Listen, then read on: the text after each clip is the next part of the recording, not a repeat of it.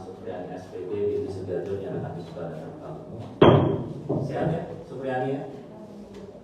Hari ini agendanya pembacaan putusan. Siap mendengarkan putusanmu. Majelis Hakim setelah bermusyawarah, ini mau dibaca pokok-pokoknya saja, saudara. Tidak ya? Kami mulai ya, saudara ya. Putusan nomor 104 dari Litsus dari 2024 dari PN dulu demi keadilan berdasarkan ketuhanan Yang Maha Esa. Pengadilan Negeri Andolo yang mengadili perkara pidana dengan acara pemeriksaan biasa dalam tingkat pertama menjatuhkan putusan sebagai berikut dalam perkara terdakwa nama lengkap Supriyani SPD binti Sugiharjo, tempat lahir Wonwaraya, usia 36 tahun, jenis kelamin perempuan, kebangsaan Indonesia, tempat tinggal Desa Wonwaraya, Kecamatan Barito, Kabupaten Kemalai Selatan, agama Islam, pekerjaan guru honorer. Terdakwa didampingi oleh penasihat hukum Andri Darmawan SH MH CLA CIL CRA CLBC, Samsudin SH CIL Rahamildi SH, dan Kastran Silondai SH, Suwarsono SH, Agus Mundu SH, Imade Wirawan SH MH CMK CC TMCHP, Adi Yusuf SH, Erik Ari Prabowo SH, Yusuf Kontesa SH MH, Fitriani Saleh SH, Darwis SH, Taufik SH, Albertus Pakawi SH, Fitra Masalisi SH, Mursalim SH, Firman SH MH, Tisrandi SH, Nelis Mayana SH, Ardianto SH, Rosita Mustita SH.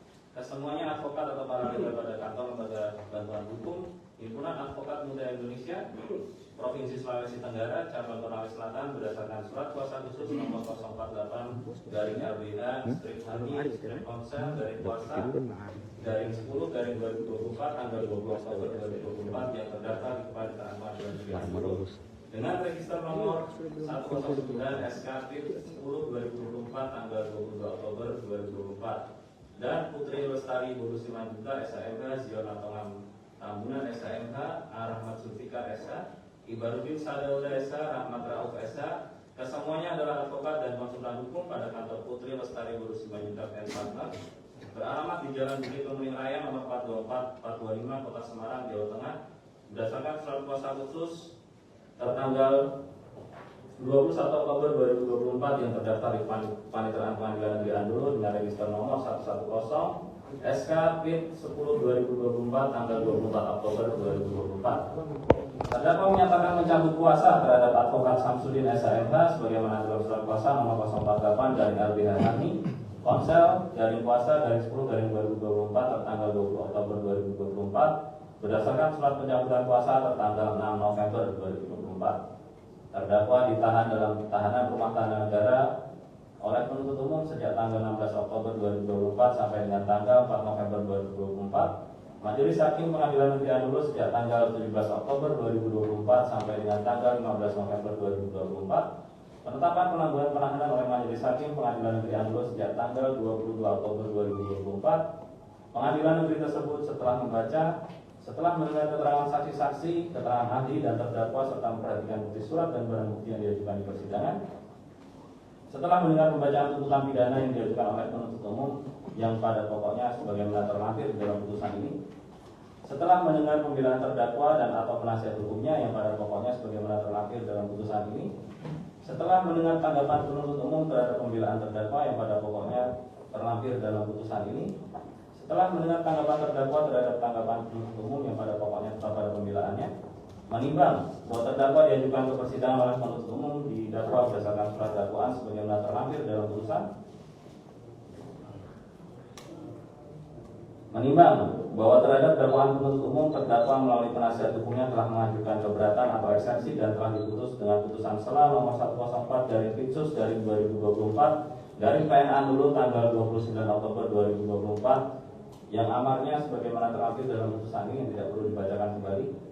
Menimbang bahwa untuk membuktikan dakwaannya penuntut umum telah mengajukan saksi-saksi sebagai berikut. Yang pertama, anak korban Muhammad Caesar Dalfawibowo, kemudian anak saksi Afisa Safira, kemudian anak saksi Izzatun Nafsiyah, saksi Nur Fitriana AM Kebidanan, kemudian saksi Bowo Hashim, kemudian saksi Lilis Herlina Dewi SPD, saksi Sana Ali SPD, kemudian saksi Siti Nuraisah SPD yang keterangannya tidak perlu dibacakan lagi. Menimbang bahwa terdakwa di persidangan telah memberikan keterangan yang pada pokoknya sebagaimana terlampir dalam putusan.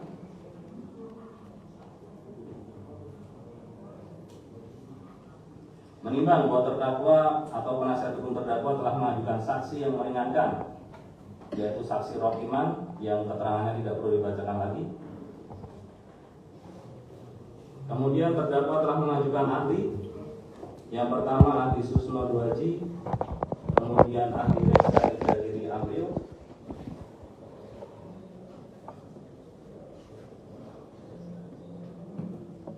kemudian saksi ahli Dr. Raja Alfat Fatih Widya Iswara yang keterangannya tidak perlu dibacakan kembali. Menimbang bahwa penuntut umum mengajukan barang bukti satu pasang baju seragam SD dengan baju lengan pendek motif batik dan celana panjang warna merah 121 hijau merek Idosi Star warna hijau. Menimbang bahwa penuntut umum mengajukan bukti surat berupa surat keterangan visum RPPU nomor 445 dari 099 tanggal 26 April 2024 yang dibuat dan ditandatangani oleh Dr. Sifaul Hayat Zainal Priyo selaku dokter pemeriksa pada BLUD UPTD Puskesmas Palangga dengan kesimpulan hasil pemeriksaan ditemukan luka memar disertai lecet pada paha kanan dan kiri bagian belakang bentuk tidak beraturan, batas tidak tegas, warna kehitaman dengan ukuran luka pada paha kanan bagian belakang panjang 6 cm dengan lebar 0,5 cm, luka pada paha kiri bagian belakang panjang 3,3 cm dengan lebar 1,1 cm akibat kekerasan benda tubuh. Kemudian kutipan akta kelahiran nomor 7405 LT strip 2103 2017 strip 0029 tanggal 29 Maret 2017 yang dibuat dan ditandatangani oleh Kepala Dinas Kependudukan dan Pencatatan Sipil Kabupaten Konawe Selatan Dr. Rustam Silondai MSI dengan NIP 1958 0127 197 903 1005 menyatakan bahwa anak korban Muhammad Kaisar Delva Wibowo lahir di Kendari pada tanggal 9 Desember 2016 merupakan anak kedua laki-laki dari ayah Wibowo Hashim dan Ibu Nur Fitriana, sehingga pada saat terjadinya tindak pidana kekerasan pada tanggal 24 April 2024 umur anak korban adalah 7 tahun 11 bulan dan masih tergolong anak menurut pasal 1 angka 1 Undang-Undang Nomor 35 tahun 2014. Kemudian surat keputusan Kepala Dinas Pendidikan dan Kebudayaan Kabupaten Konawe Selatan nomor 800 dari 54 dari 2023 tanggal 31 Maret 2023 tentang penugasan guru dan tenaga kependidikan bukan pegawai negeri sipil jenjang sekolah dasar lingkup Dinas Pendidikan dan Kebudayaan Kabupaten Konawe Selatan yang ditetapkan di Andulu pada tanggal 31 Maret 2023 oleh Erawan Suplayuda SPD RPD Pembina Utama Muda selaku Kepala Dinas Pendidikan dan Kebudayaan Kabupaten Konawe Selatan menyatakan Supriyani lahir di Wonowaraya tanggal 25 April 1998, status tugas induk tempat tugas SDN 4 Baito jenis PTK guru kelas pendidikan S1 bidang studi pendidikan guru kelas SD atau MI status kepegawaian GTT mata pelajaran diajarkan di guru kelas. Menimbang bahwa berdasarkan laporan sosial pendampingan anak berdasarkan dengan hukum sebagai anak korban tertanggal 18 Juli 2024 disusun oleh Novita Sari Esos selaku pekerja sosial atau tenaga kesejahteraan sosial perlindungan anak Kementerian Sosial Republik Indonesia Direktorat Jenderal Rehabilitasi Sosial Direktorat Rehabilitasi Sosial Anak Sulawesi Tenggara Konawe Selatan tahun 2024 dengan kesimpulan klien anak mengalami kemungkinan trauma, klien anak memerlukan dukungan psikologis dari keluarga dengan rekomendasi bahwa pelaku perlu diberikan putusan atau hukuman yang seadil-adilnya serta bisa memberikan efek jera dan pelajaran bagi pelaku khususnya dan guru pada umumnya. Mengingat oknum guru sebagai pelaku adalah manusia biasa yang beraktivitas sebagai ibu rumah tangga dan memiliki anak kecil serta sebagai guru honorer di sekolah SDN 4 Baito diharapkan kepada penegak hukum untuk menerapkan upaya paksa kepada pelaku dalam proses hukum dengan sebijak mungkin agar tidak menghalangi proses belajar mengajar anak didik yang menjadi tanggung jawab oknum tersebut. Menimbang bahwa berdasarkan alat bukti dan barang bukti yang diajukan telah diperoleh fakta-fakta hukum sebagaimana terlampir dalam putusan.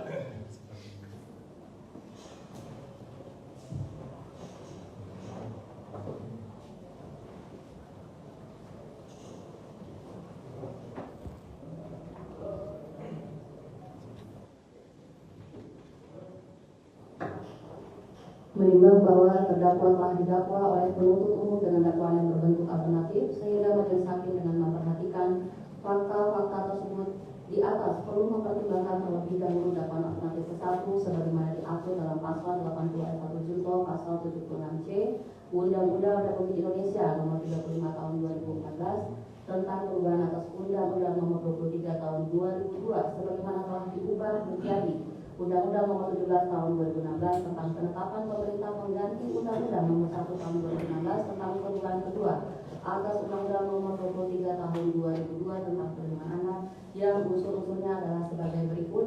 Setiap orang. Unsur ke-1, setiap orang menimbang bahwa berdasarkan pasal 1 angka 16 Undang-Undang nomor 35 tahun 2014 tentang perubahan atas Undang-Undang nomor 23 tahun 2002 tentang perlindungan anak disebutkan bahwa yang dimaksud dengan setiap orang adalah orang perseorangan atau korporasi. Menimbang bahwa unsur setiap orang sesuai ketentuan pasal 1 angka 16 Undang-Undang nomor Republik Indonesia 35 tahun 2014 tentang perubahan atas Undang-Undang nomor 23 tahun 2002 tentang perlindungan anak pada dasarnya merujuk pada subjek hukum, yaitu setiap orang yang secara yuridis dapat dimintakan pertanggungjawaban atas suatu perbuatan yang dituduhkan kepadanya.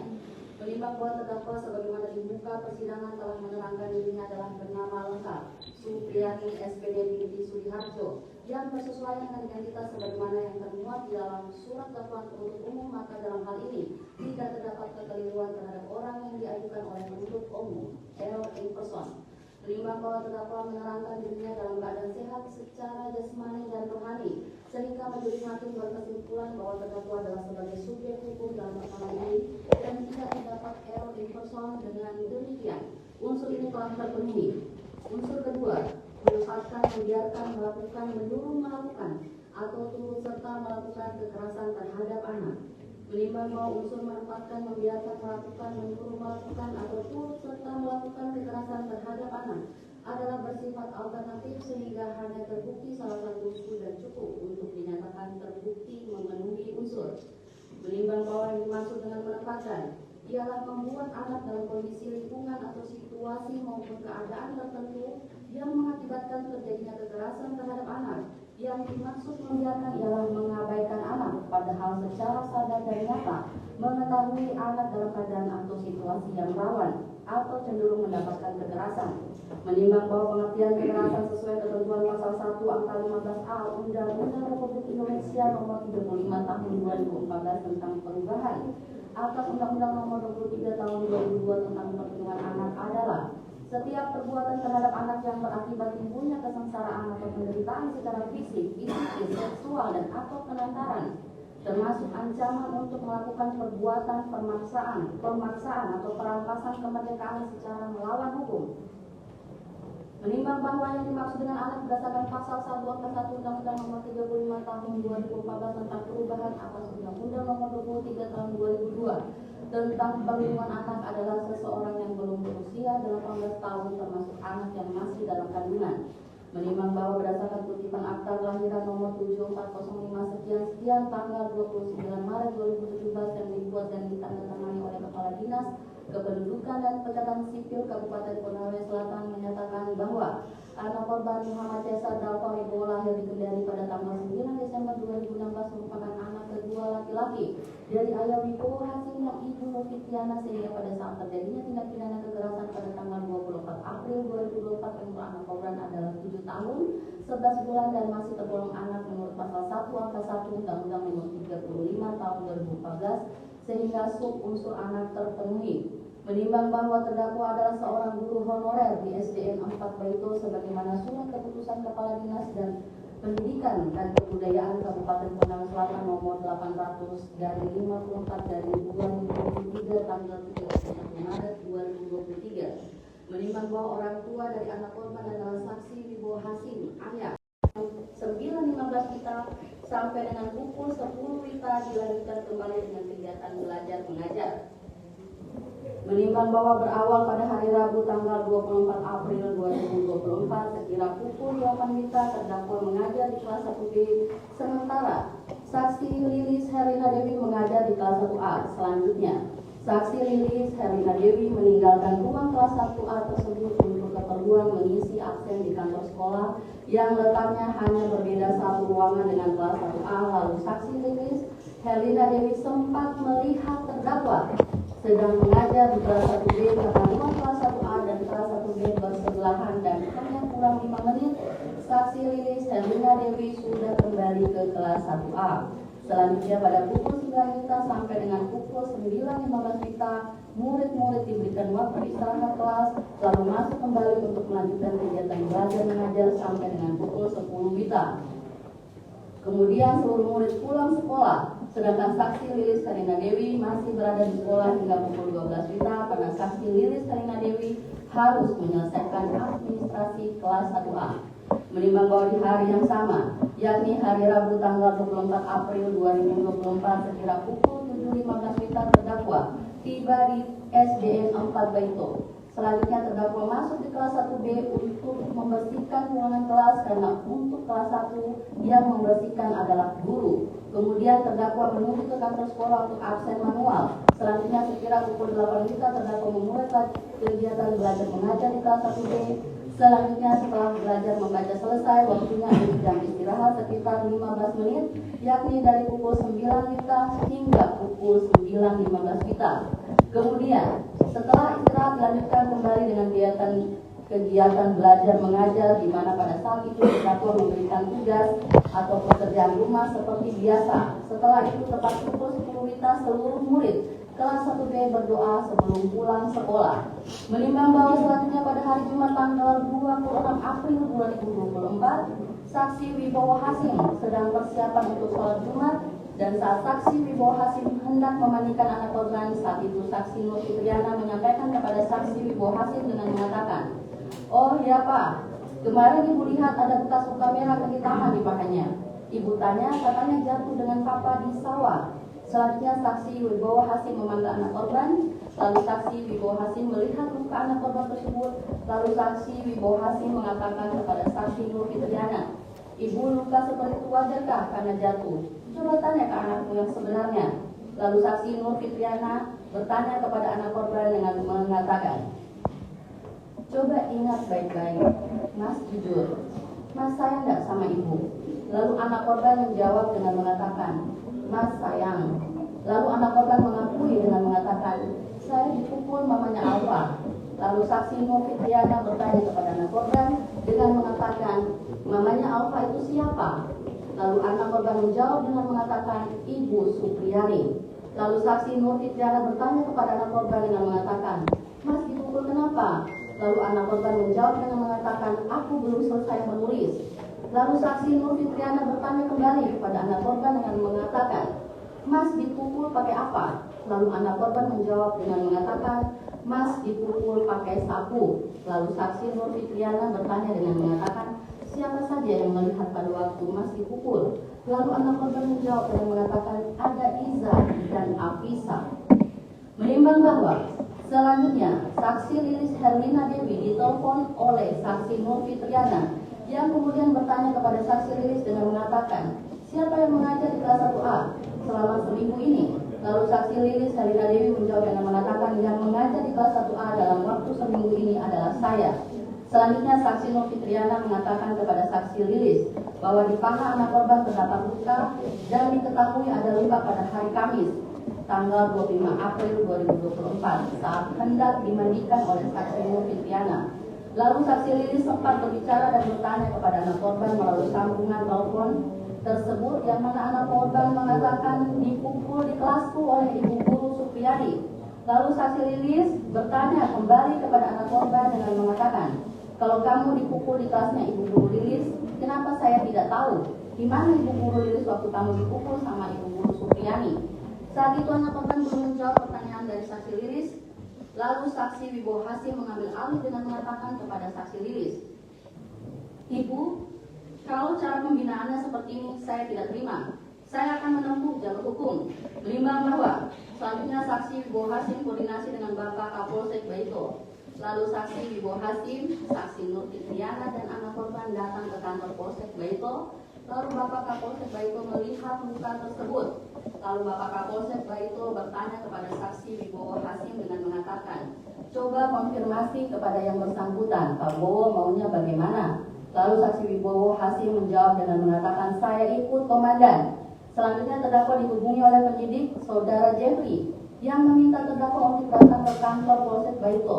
Dan pada saat itu juga terdakwa langsung datang.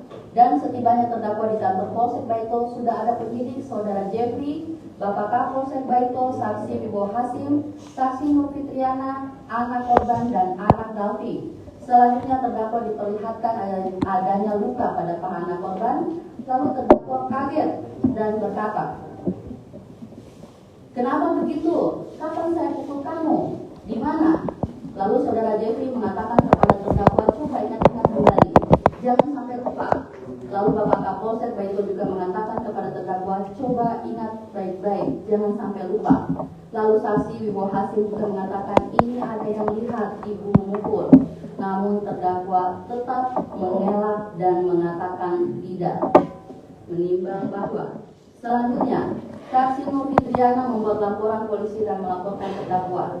Selanjutnya saksi Nur Fitriana bersama anak korban, Saudara Jeffrey dan saksi Wibowo Hasim menuju ke SDN 4 Baito dan bertemu dengan saksi Nuraisa. Kemudian Saudara Jeffrey meminta ditunjukkan kelas anak korban untuk mencari barang bukti. Lalu Saudara Jeffrey masuk ke dalam kelas 1A, sedangkan saksi Nur Fitriana tidak ikut masuk ke dalam kelas tersebut. Kemudian saksi Nuraisa bertanya kepada saksi Nur Fitriana dengan mengatakan, kenapa? Lalu saksi Nur Fitriana menjawab dengan mengatakan, ini loh Bu, Dalva dipukul mamanya Cahya. Lalu saksi Nuraisa menjawab dengan mengatakan, oh mamanya Cahya Ibu Supriyani. Lalu saksi Nuraisa bertanya kepada saksi Wibowo dengan mengatakan, kapan kejadiannya Pak? Lalu saksi Wibowo Hasim menjawab dengan mengatakan, saat pakai baju batik. Lalu saksi Nuraisa menyampaikan kalau baju batik itu hari Rabu dan Kamis. Selanjutnya datang Saudara Jeffrey keluar dari kelas 1A bersama dengan anak korban dan anak Dalvi. Kemudian saksi Nur Fitriana memperlihatkan kepada saksi Nuraisa luka pada paha belakang anak korban dengan mengatakan, coba dilihat lukanya. Kalau anak ibu seperti ini, bagaimana?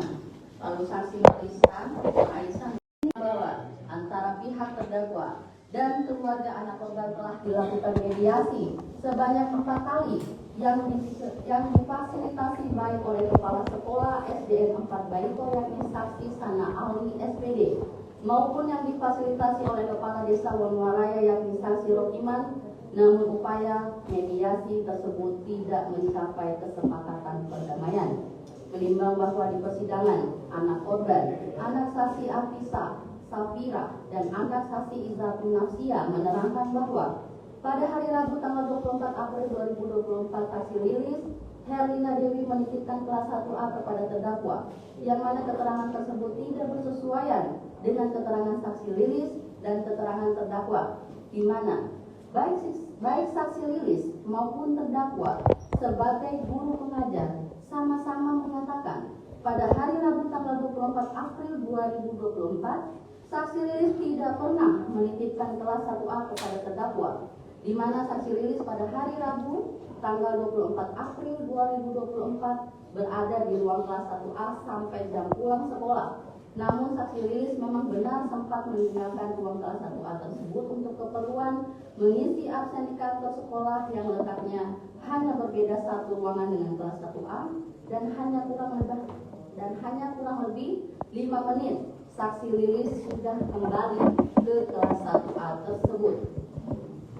Menimbang bahwa di persidangan anak saksi Afisa Safira dan anak saksi Izzatun Nafsia menerangkan telah melihat terdakwa melakukan pemukulan terhadap anak korban dengan menggunakan sapu ijuk sebanyak 1 kali dan mengenai paha belakang anak korban, yang mana saat itu anak korban sedang berdiri di antara meja dan kursi bagian belakang ruang kelas tersebut. Dan berdasarkan keterangan anak saksi Izzatun Nafsia menyatakan bahwa terdakwa memukul anak korban dengan pelan dan hanya 1 kali pukulan, serta anak saksi Afisa Safira dan anak saksi Izzatun Nafsia tidak melihat anak korban menangis akibat pukulan tersebut apabila dikaitkan dengan hasil visum et repertum yang menyatakan ditemukan luka memar disertai lecet pada paha kanan dan kiri bagian belakang, bentuk tidak beraturan, batas tidak tegas, warna kehitaman.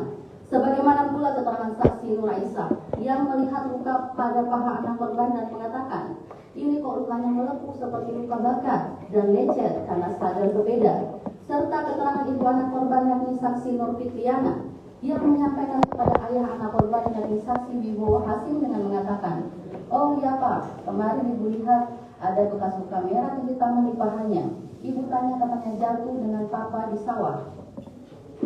Sehingga majelis hakim berpendapat keterangan anak saksi Izatun Nafsiyah maupun keterangan anak saksi Alisa Safira tidak berkesesuaian dengan bukti hasil visum yang diajukan serta tidak bersesuaian dengan barang bukti lainnya berupa celana warna merah milik anak korban, di mana pada barang bukti celana panjang tersebut tidak ditemukan adanya sobekan atau bekas gesekan dengan benda yang permukaannya kasar yang dapat menyebabkan luka tembus hingga ke kulit, sebagaimana dikuatkan dengan keterangan ahli forensik Dr. Raja Alfat Widya Iswara yang menyatakan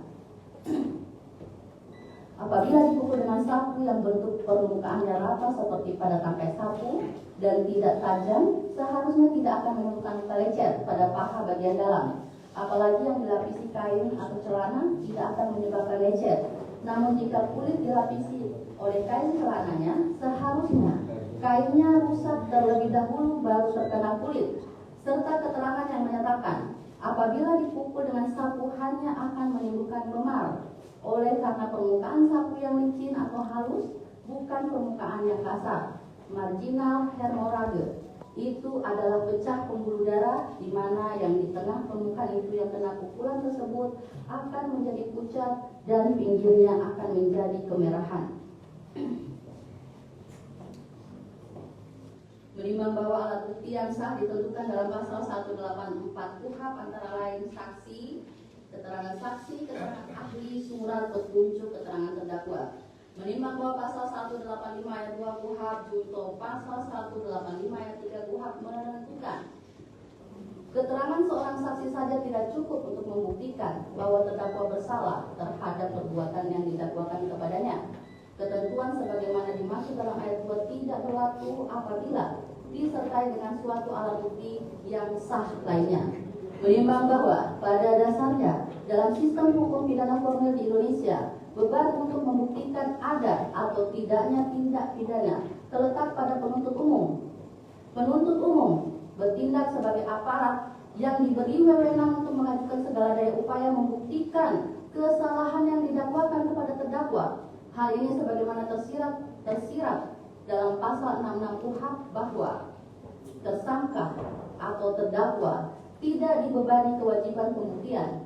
Selanjutnya dalam penjelasan pasal 66 KUHP dijelaskan bahwa ketentuan ini adalah penjelmaan asas praduga tak bersalah. Menimbang bahwa dalam penjelasan umum KUHP butir ketiga huruf C dijelaskan bahwa setiap orang yang disangka, ditangkap, ditahan, dituntut dan atau dihadapkan di muka sidang pengadilan wajib dianggap tidak bersalah sampai adanya putusan pengadilan yang menyatakan kesalahannya dan memperoleh kekuatan hukum tetap. Selain itu, pasal 8 ayat 1 Undang-Undang Nomor 48 Tahun 2009 tentang kekuasaan kehakiman menentukan bahwa setiap orang yang disangka, ditangkap, ditahan, dituntut atau dihadapkan di depan pengadilan wajib dianggap tidak bersalah sebelum ada putusan pengadilan yang menyatakan kesalahannya dan telah memperoleh kekuatan hukum tetap.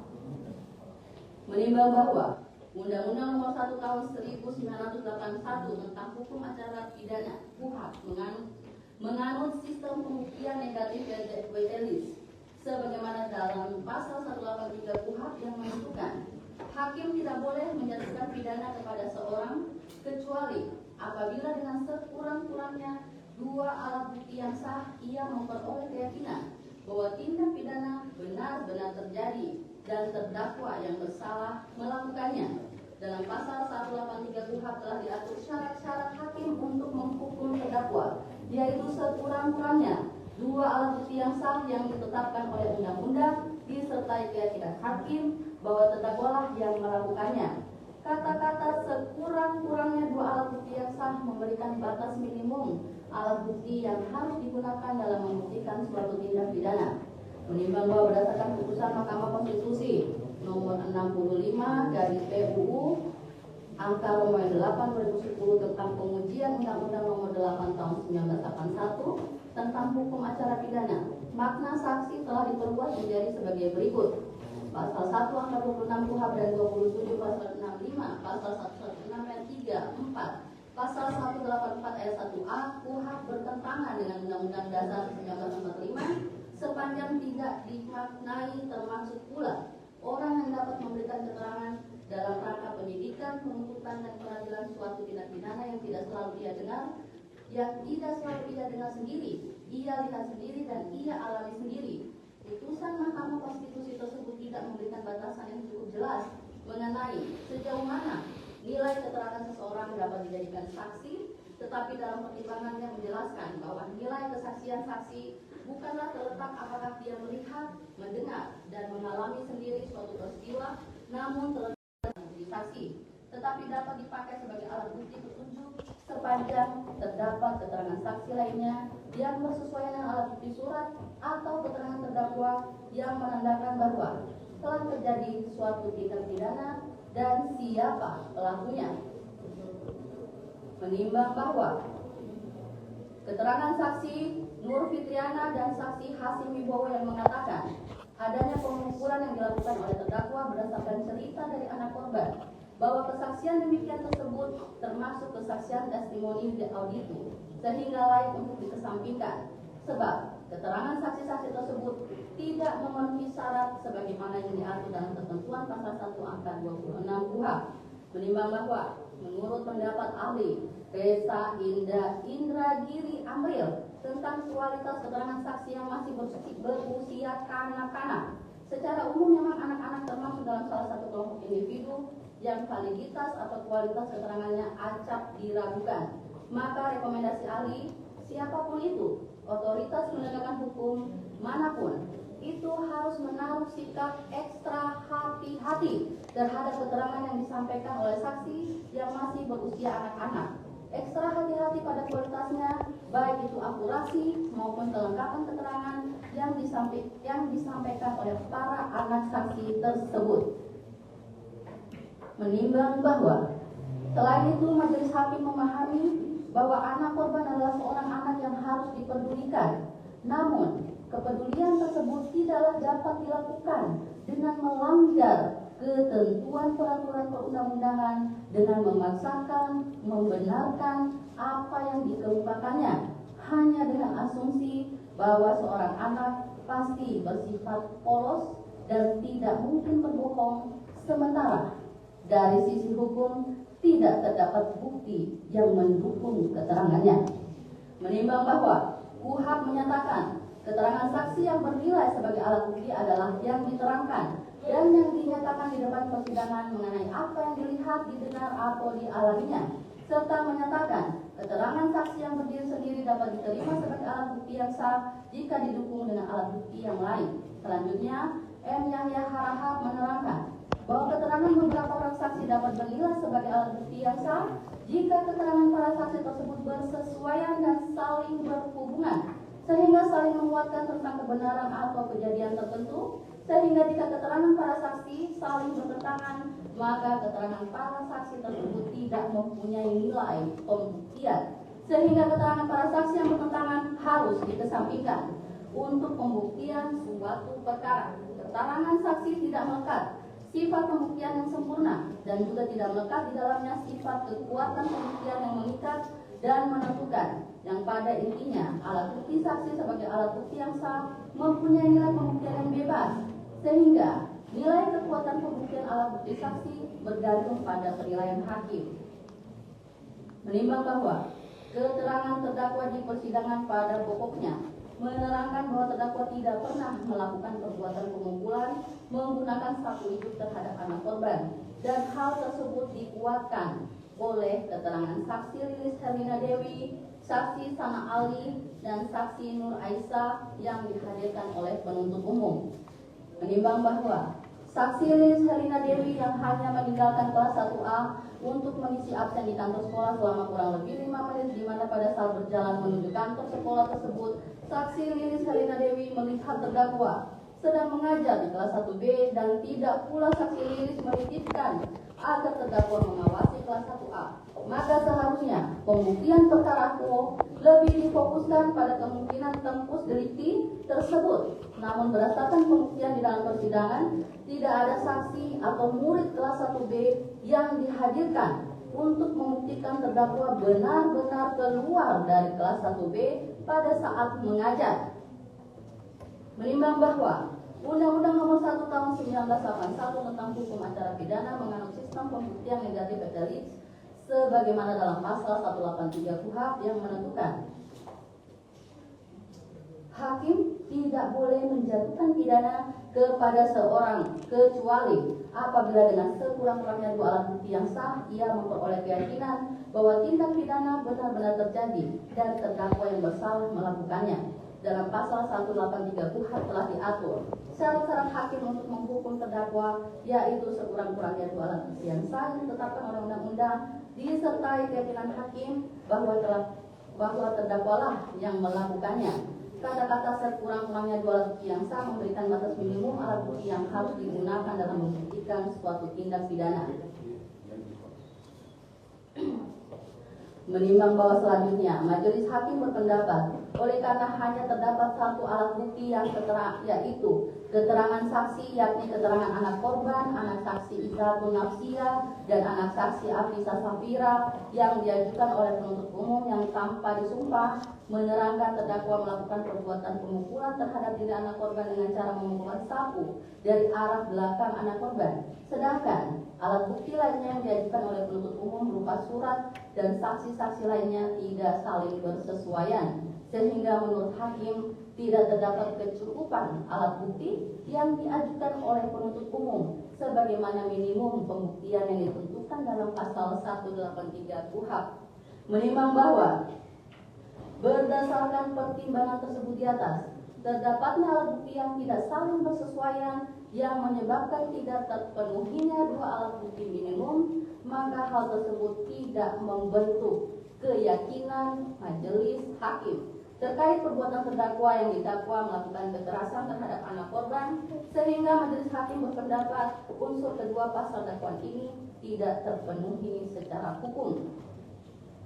Menimbang bahwa dalam putusan Mahkamah Agung nomor 33 K/MIL/2009, salah satu pertimbangannya menyebutkan bahwa jika terjadi keraguan-raguan apakah terdakwa salah atau tidak, maka sebaiknya diberikan hal yang menguntungkan bagi terdakwa, yaitu dibebaskan dari dakwaan. Hal ini sejalan yang ada di hukum. Lebih baik membebaskan 1000 orang yang bersalah daripada menghukum 1 orang yang tidak bersalah.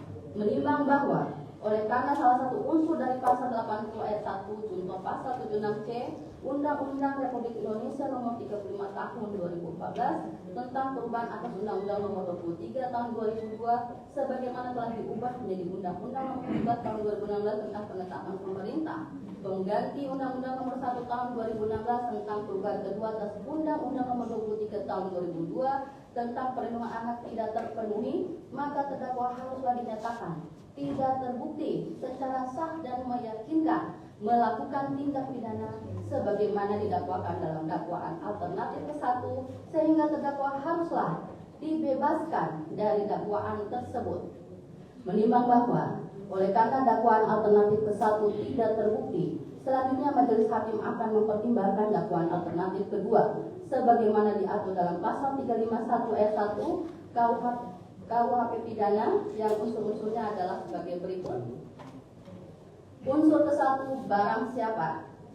Menimbang bahwa unsur barang siapa yang dimaksudkan dalam perkara ini adalah orang pribadi atau orang tersebut sengaja dilahirkan ke dunia ini sebagai subjek hukum yang dapat dimintakan pertanggungjawaban atas perbuatan atas tindakannya yang dihadirkan ke persidangan sebagai terdakwa karena telah didakwa melakukan suatu tindak pidana.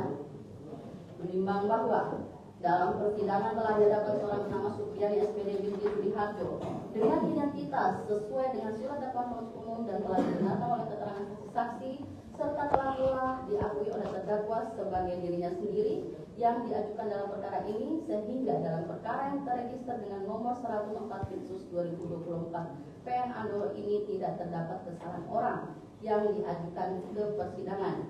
Menimbang bahwa berdasarkan pertimbangan di atas, maka unsur barang siapa telah terpenuhi, namun oleh karena unsur ini merupakan unsur yang tidak dapat berdiri sendiri, sehingga untuk membuktikan terdakwa bersalah melakukan tindak pidana yang didakwakan kepadanya, haruslah terlebih dahulu membuktikan unsur-unsur lain dalam pasal dakwaan ini. Unsur kedua, melakukan penganiayaan.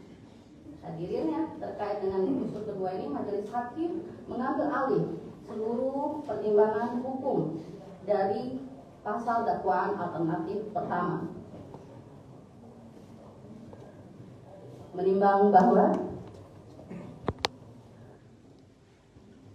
oleh karena salah satu unsur dari pasal 351 ayat 1 KUHP tidak terpenuhi, maka terdakwa haruslah dinyatakan tidak terbukti secara sah dan meyakinkan melakukan tindak pidana sebagaimana didakwakan dalam dakwaan alternatif kedua, sehingga terdakwa haruslah dibebaskan dari dakwaan tersebut.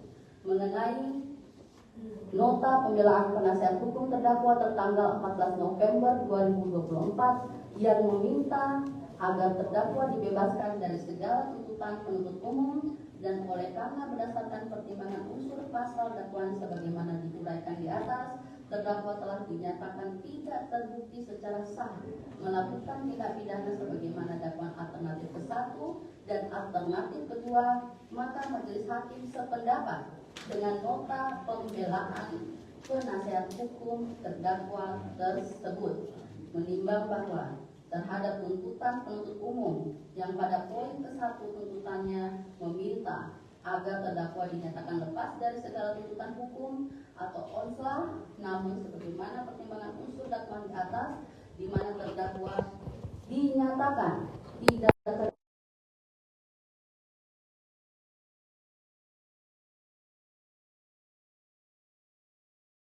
pendek motif batik dan celana panjang warna merah yang telah disita dari saksi Nur Fitriana, maka perlu ditetapkan agar barang bukti tersebut dikembalikan kepada saksi Nur Fitriana. Menimbang bahwa barang bukti berupa satu buah sapu hijau merek Hidoshi Star warna hijau yang telah disita dari saksi Lilis Brina Dewi, maka perlu ditetapkan agar barang bukti tersebut dikembalikan kepada saksi Lilis. Menimbang bahwa oleh karena terdakwa dibebaskan, maka biaya perkara dibebankan kepada negara, mengingat pasal 191 ayat 1 Undang-Undang Nomor 8 Tahun 1981 tentang hukum acara pidana serta peraturan perundang-undangan lain yang bersangkutan. Silakan saudara berdiri.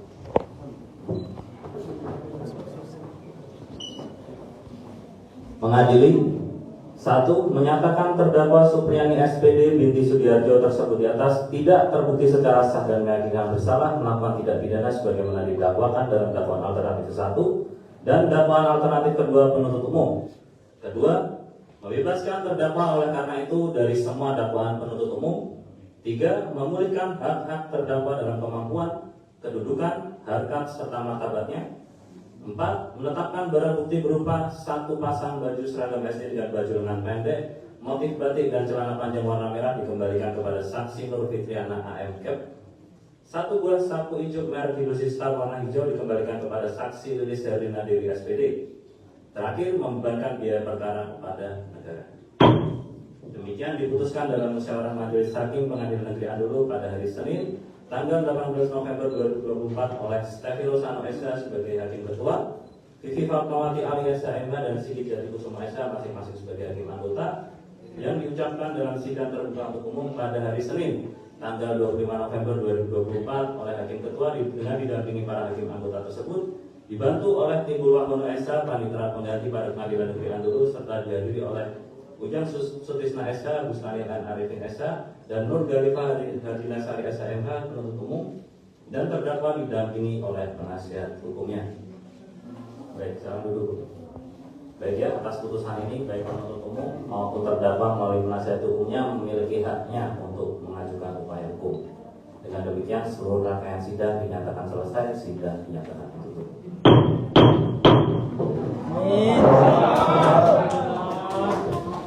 Selamat Guru.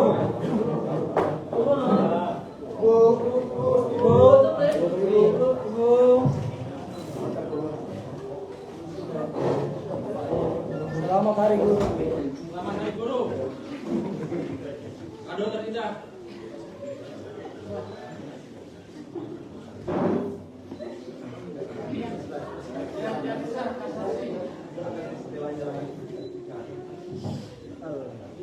Momen HGM. Hari Guru Nasional.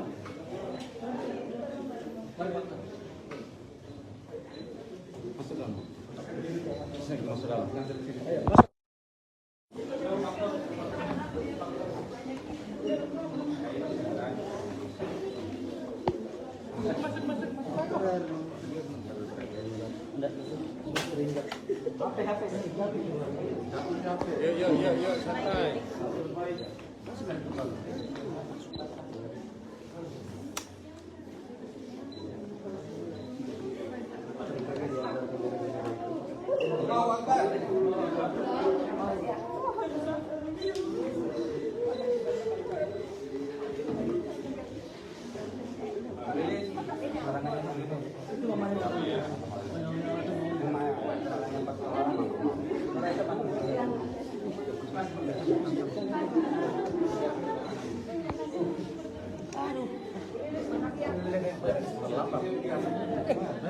Dia di grup sudah live memang.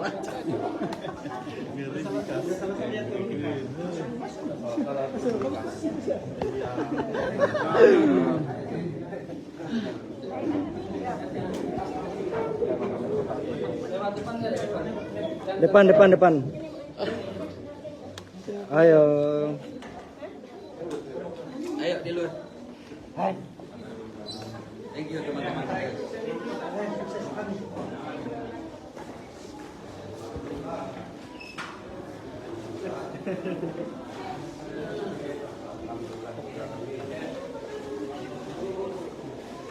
Kado terindah Hari Guru Nasional.